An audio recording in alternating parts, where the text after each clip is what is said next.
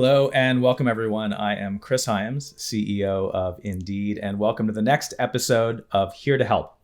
This is our look at how Indeed has been navigating the global impact of COVID-19. Today is August 30th. We are on day 545 of global work from home. And today is our 60th episode of Here to Help. And looking back over the discussions we've had, one thing is crystal clear, is the importance of work and vocation to people's happiness and to their lives. Over the past 18 months, how we work and where we work has changed, but the pandemic has also had a profound impact on how we think about work, the jobs we're doing now, the ones we want to have in the future. Recent reports on what is being called the Great Resignation have highlighted that somewhere between 20 and 40% of employees in the US and the UK are considering leaving their current job. My guest today has thought quite a lot about these issues. Jessica Jensen is Indeed's Chief Marketing Officer, and the work that she and her team do is critical to helping people get jobs all over the world. Jessica joined Indeed earlier this year after serving in senior marketing roles at Facebook, Apple, and most recently, Booking.com. Jessica, thank you so much for joining me today. Thank you for having me, Chris. This is a delight. Let's start where we always start these discussions, with a check-in. How are you doing today, right now? Thank you for asking. I'm well. My family is well, so I feel very fortunate about that. But I think there's so many people around the world suffering now in Haiti and Afghanistan, and now Hurricane Ida lashing our own country. I feel both great fortune, but also deep sadness about how many people are suffering right now. How are you doing? I am doing well and thinking about all the same things that you are, and that's really kind of a centerpiece of a lot of the conversations that we've had on Here to Help over the last year and a half. There's so much going on that affects so many people, and part of what we're going to talk about today is how that motivates and drives us to do the work that we do. So let's start out by just giving a little background. So you joined this year as the CMO of Indeed. Can you talk a little bit about what attracted you to Indeed and what it was like taking over the entire marketing function remotely from your home where you are today? Sure. Well, I mean, as you know, more than anyone, our mission to help people get jobs is incredibly inspiring and socially critical. I was just absolutely overjoyed when Indeed reached out to me. And then learned so much more about the breadth and depth of the company, the global reach, the being part of Recruit Holdings and the Japanese businesses, the fact that Glassdoor is part of our family as well. I think there's so much more to Indeed than I understood. And then got to know a lot of the people in the organization. And I just think it's the most, committed, motivated, open-minded, helpful, generous, down-to-earth group of people that I've gotten the honor to work with. I think that you are a very low ego, conscientious leader, and you set a really amazing tone for everyone who works here. So the social impact of the business and the people and the products that I get to work on every day are just absolutely delightful. Well, we're certainly glad you're here. But before we move forward and talk more about the work that you're doing today, I'd love to talk a little bit about your career journey. In particular, you mentioned Recruit Holdings, our parent company. I know that Japan has played a special role for you in your life. Can you talk about how growing up in Kansas, you became fascinated with and in love with Japanese culture? Yeah, it's a very obvious connection, I know. Born and raised in Kansas City, and my dad is a painter. And both of my parents are obsessed with art history. And I basically grew up going to museums and studying art. And I fell in love with Chinese and Japanese art, and in particular, brush painting and a lot of the East Asian art techniques. I started studying Japanese in high school. I studied Japanese and art history for about a decade. I lived in Japan for 4 years. So some people on this will remember the song "I'm Turning Japanese." I really think so. That was definitely my personal theme song for a while. I just could not get enough of Japan. The joyous irony of now joining a company that is owned by a Japanese company and getting to speak Japanese again and having a good sized Japanese team is just a total hoot for me. Just super fun. So, how did that experience in terms of the fascination with other cultures and with art, how did that lead you to Silicon Valley, and what brought you into the world of technology? Right. Yeah. I mean, I would say throughout my, teens, college, 20s, I was trying to go to as many countries and experience as much of the world as possible. So I did some work for the UN in the Ivory Coast in 1991 during the Liberian Civil War. I went to business school in France.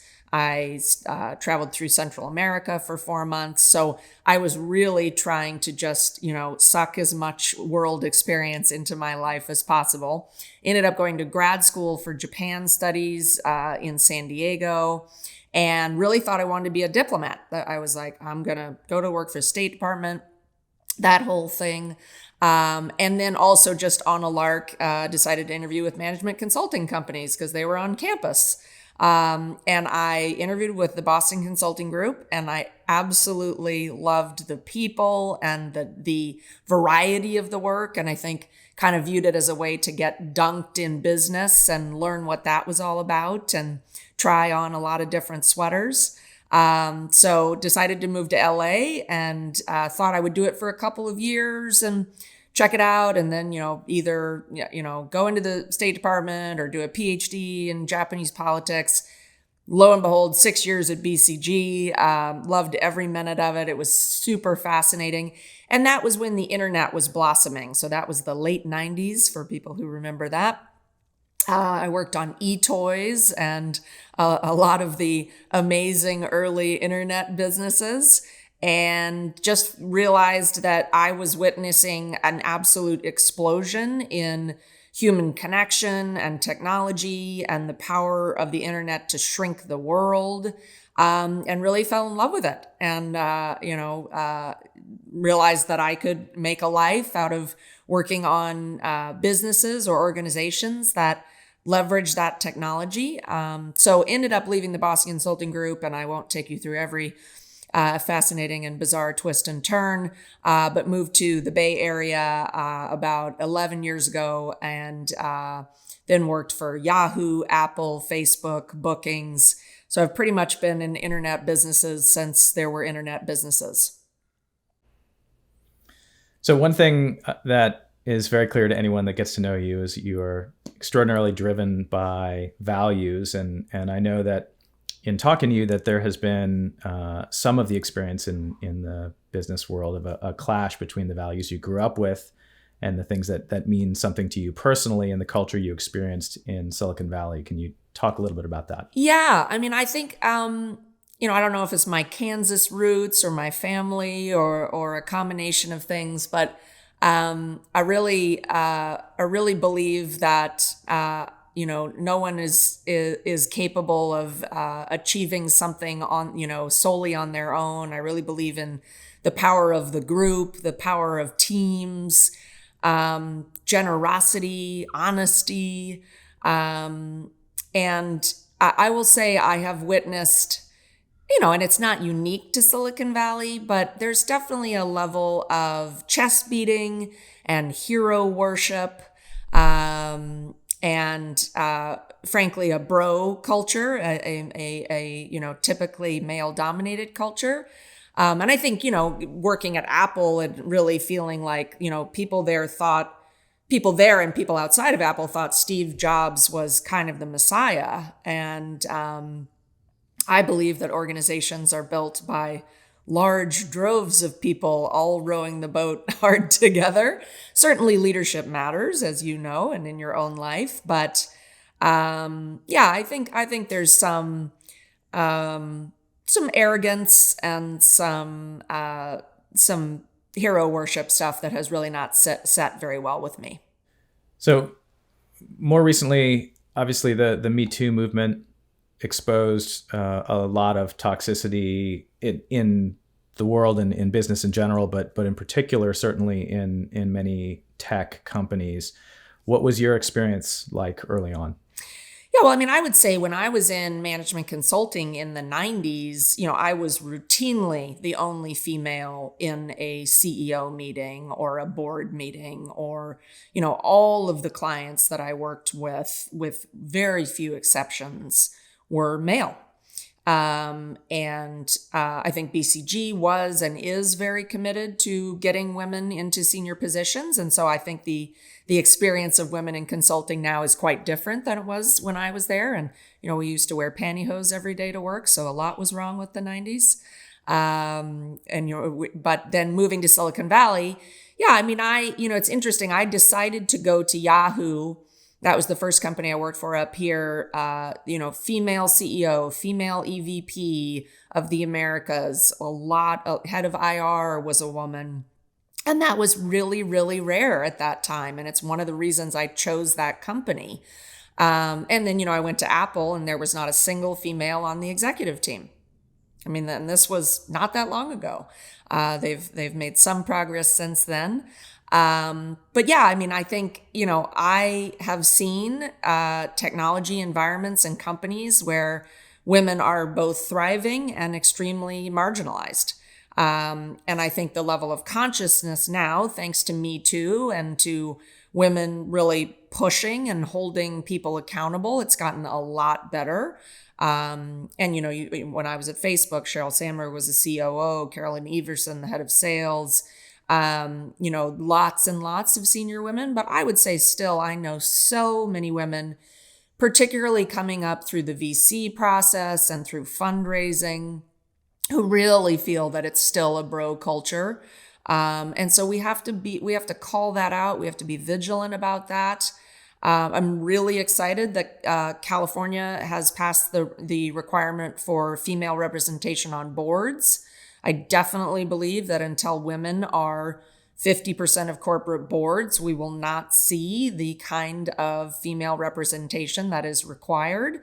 And not just female, right? Diversity in general. I mean, I think that there's so many areas that we need to work on. But slow progress on women in the corporate setting.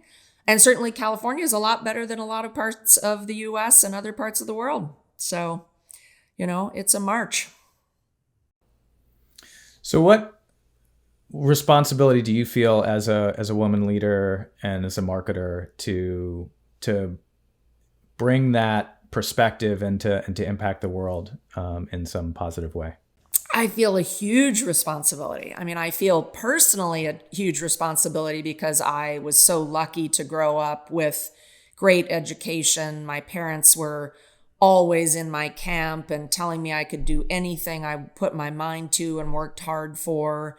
And I have benefited from so many wonderful mentors and experiences. So I feel a giant personal responsibility to help other people excel and grow and to change social structures.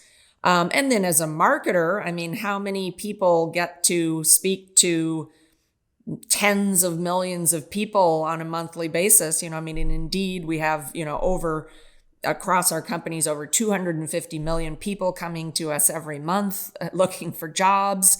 And then through our media and marketing outreach, we're, reaching hundreds of millions of people around the world. So yes, it's, the weight is on my shoulders. What we say and how we say it and how we inspire people to find jobs and reimagine their lives and find new economic opportunity and break through social barriers. It's something I think about night and day. Well, so let's talk a little bit about that. So can you walk us through a little bit of the priorities that you have for the marketing team specifically around this mission of helping all people get jobs? Yeah. So we do, we have a 400 person marketing team around the world. Hi, everybody. Wonderful group of people, Japan, Germany, all over the place. And we, try to reach job seekers around the world to engage them, let them know that Indeed has, the most jobs, the best place for them to find new opportunity. And so as marketers, we're constantly trying to find new pockets of people, engage them in new ways. So we're doing a lot of industry vertical outreach and engagement. So how do we really speak effectively to nurses and warehouse workers and tech employees and, accountants? And so really getting more specific with our messaging and our media use to reach people in those new ways. We're trying to grow in a lot of new countries like India and other countries in Southeast Asia. So, really thinking really critically about what are the right ways to reach people in those countries. And then what are the emotional messages that people need? We've been through so much suffering and challenge through COVID, and women have left the workforce in droves. How do we re-engage women to help them think about new career opportunities?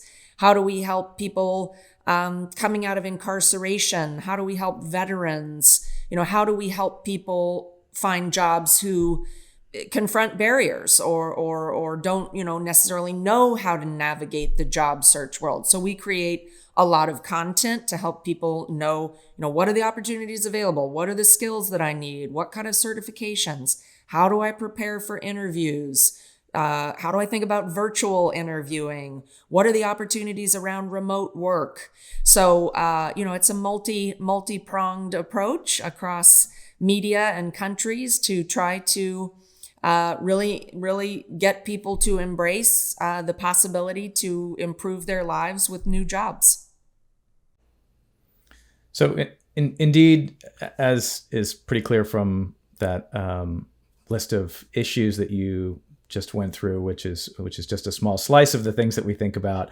So we're clearly a mission-driven company, and our whole purpose is very clear. But in the wake of the last few years that the world has been through with Me Too, Black Lives Matter, issues like climate change and COVID, what is the role of purpose in marketing in general, and how do we think about responding to what's going on in the world around us, and how should other brands think about this?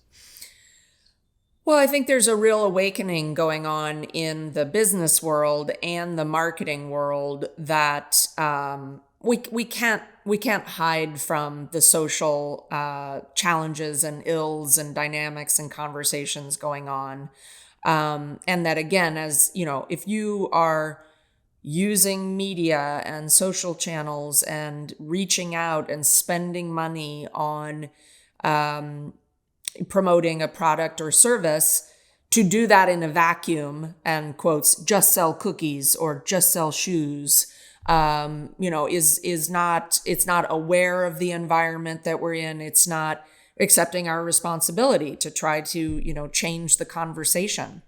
And so I think we at Indeed, and this work on the marketing team predates me, we have a huge commitment to empathy at work and doing a lot. We've done, I think, the team has done really compelling work around Black History Month, Women's History Month, Pride, these kind of cultural moments where we can go into the market and say, around women, work needs women. The retreat of women from the workforce during COVID is not good for women, not good for workforces, not good for society. And so that we as Indeed need to be part of helping women re-engage with work.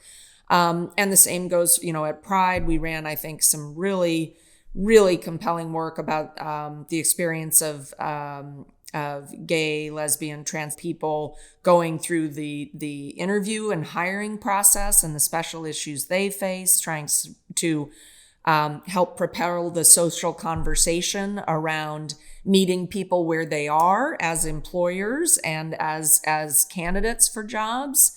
So I think, our mission is to help people get jobs, but the how of that and the emotional and social fabric that people are in, given racial awareness, COVID, et cetera, has changed so drastically that we are trying to speak in a way that is reflective of where the world is. And I think a lot of brands are figuring that out. So one of the things that as a leadership team, we spend a lot of time, thinking about and talking about, and I know is deeply meaningful to you, is this, we're a business and we have goals and we're trying to do things, and your responsibility is to motivate your team and to set objectives for them which are ambitious, and at the same time to remain human and empathetic and deal with the context of everything that's going on in the world around us. How do you think about balancing all of those things? Yeah, it's a great question. And I think one I've dealt with in my own life over the last couple of years. I mean, I think all of us feel like things have gotten pretty wacky, and we're trying to, maintain careers and families and sanity and mental health. And everyone is dealing with that. But I would say, specifically to answer your question, I try to help people understand kind of what is the summit of the mountain that we're trying to take as a business and as an organization, but also be really open and honest about the fact that as we climb that mountain, we're going to have a loose crampon, we're going to hit a boulder, we're going to be hit by a sleet storm, and maybe take a few steps back and regroup and have some beef jerky, and then keep going up the mountain. It's a down up movement that eventually yields to significant growth and taking that summit. But I just think of, over the last year and a half, I mean, the number of times that people on my team, Slack me or contact me and they're like, daycare closed due to COVID, children at home, sick kid, grandma sick, across the country. And they can't make it all fit. They just can't execute at work in the way that they would like to and are accustomed to, because there's too much else going on that is too hard. And we have to flex and make allowances for that. And I want to thank you, Chris. I mean, as you recall, about a week after I joined Indeed, I was diagnosed with a tumor in my pancreas, which is not what you're looking for when you're starting a new job or ever. You were incredibly supportive and empathetic. And, you said, you're going to hopefully be here a long time. And so if you have to go a bit slower at the start and ramp up at a different rate to accommodate your health, it was really, really touching for me. And you're really supportive. And I really appreciate that. And fortunately, I'm fine now. But I think it really illustrated to me that as leaders, we have to take care of people and we have to take care of ourselves. And we can run a great business at the same time. Thank you for sharing that. I certainly have been thinking a lot about the fact that as a business like ours that really spends a lot of time thinking about the future, what is the process of looking for a job 10 years from now, 20 years from now, 30 years from now? What are the problems that we're trying to solve, which are real long-term investments? I think a lot of businesses think about that, and it's very easy to forget that the people who are responsible for doing that need to be part of that long-term thinking. That's right. And that it's very easy to get focused, and we've been having this conversation as a senior leadership team very recently, that it is impossible to have urgency and move quickly while really thinking about the future. And that means, and look, when I joined Indeed almost 11 years ago now, we were 130 people. We're 11,000 people now. It's, and sometimes we still operate like just a very, very big startup.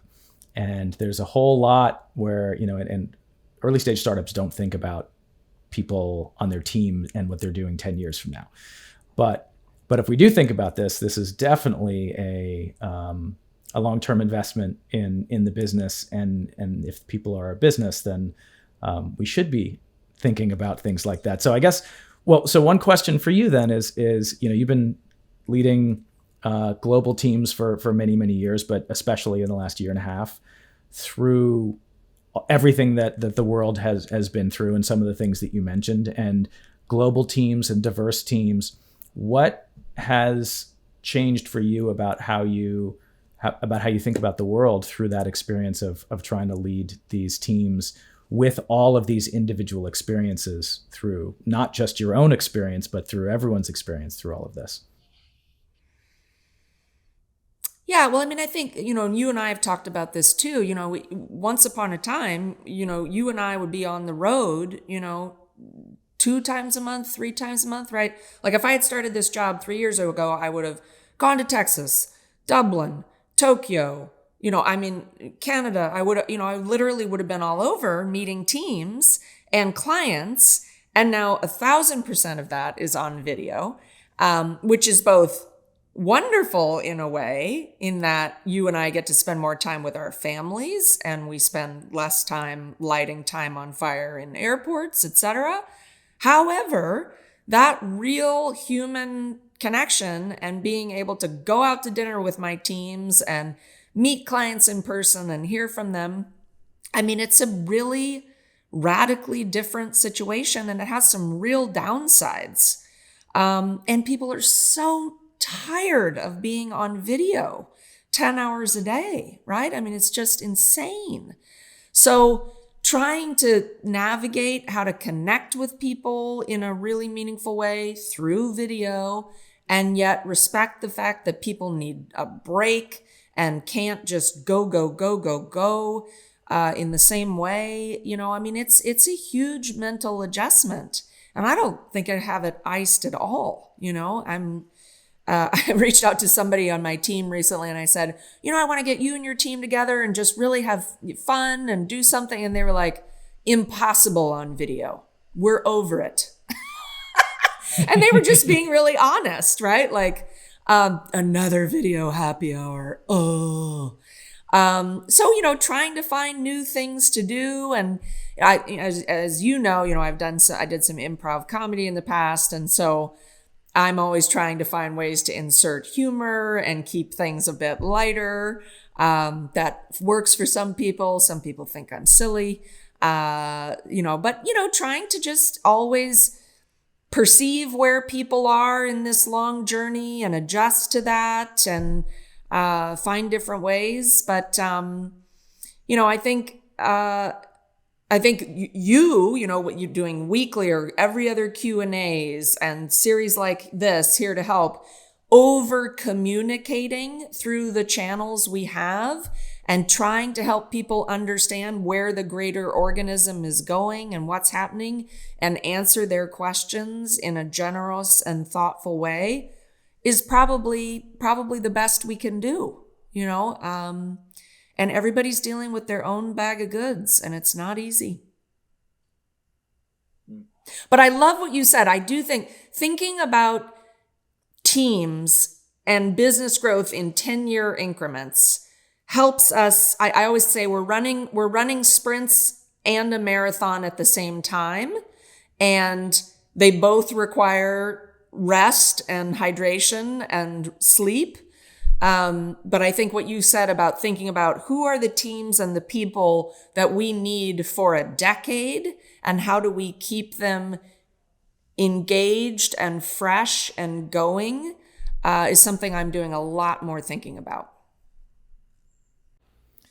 Yeah, and I think from the experience for me of having now been in Indeed for a little over a decade and thinking about those teams, in some cases we need someone from the outside with different experience like you, so many of the people who are in these really critical leadership roles at every level of Indeed are people who also grew up here.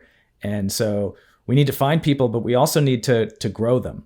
And that's a really, when you're thinking in terms of what hires do I need to make next quarter, you're going to make a certain set of decisions. When I think about what is the team we need 5 years from now, some of those are seeds that we're going to plant today, and we're going to, we can come up with whatever analogies we want there, but grow into the team that we need. And it's not all one or the other. And the long-term view allows for more options than just what do I have to do right now.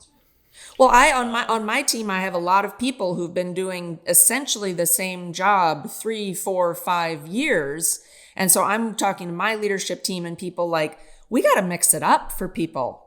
People who've worked in job seeker marketing need to go do time in SMB, and SMB people need to go work on enterprise, and, functional swaps, and bringing in, a lot of more speakers and training from people from the outside. I mean, I think that we do need perspectives from other companies and organizations. So I think we keeping people fresh and experiencing different parts of the business, I think is a really key thing we need to work on. Well, as we wrap up, I'm going to ask you this question, but I actually want to share a little bit myself first about, one of the things that we always close with is sort of what has happened over the course of the pandemic that gives you some optimism for the future. And this might seem a little counterintuitive, but what you were just talking about a couple minutes ago about our teams and everything they're going through and being done with video. Part of the experience of the last year and a half for me has been a real sort of exposure of the humanity of every single person in a way that, some people might have lasted 12 months without cracking. Some people made it, 12 hours, but we've been at this long enough. And especially now with the experience that many of us had in some countries, and it's different in other places, but where things were looking up in the early summer, and then we're back in certainly in Texas, as bad as it's ever been with this. Everyone has reached a breaking point at some point, and that's not a wonderful thing. Other than it's a shared experience now that everyone has been we've all reached a point where we've all had to admit in a large or a small group that we're wiped out. And that the experience of seeing other people, especially people who you might think are, on some kind of higher plane, to see humanity at all levels is really a powerful thing. And that while we have been more separate physically, I mean, I just got to meet you last month for the first time after working with you for quite some time now. And there clearly is something really powerful about us all coming together. But at the same time, we've all had to connect at this sort of base level of the shared humanity of all of the stuff going on in our lives. And it's different. So many people have had so many different experiences through this time. And that has really given me some hope that when we start to come back together, whenever that is going to be, that we don't just sort of lock that up and put it in the closet and turn the key and pretend that didn't happen. That the recognition of the basic humanity that connects, there's this concept that one of our problems as humans is that we compare our insides to other people's outsides. And that comparison, generally we come up short in that comparison. You look at the Instagram view of the world and everyone looks like they're doing better than you. One of the things about Zoom is that I feel like we've all been sort of showing our insides a little bit to each other. And when you compare your insides with other people's insides, you come away with a little more feeling of connection. So let me turn around and then ask you that as we're closing out here. What in your experience over the last year and a half has given you some optimism for the future? Well, I will echo what you said and build on it. I've been in therapy various times in my life. My husband and I have been in couples therapy, and I used to talk about that openly, and people they were shocked.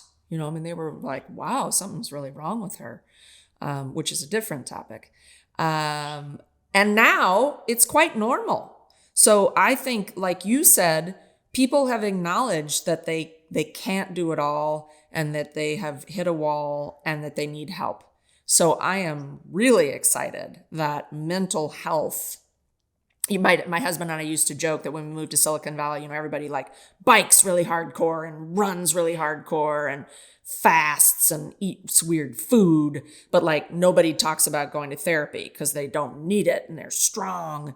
And now we know so many people in therapy and talking about it, and I think that is fabulous. So I'm really excited about that.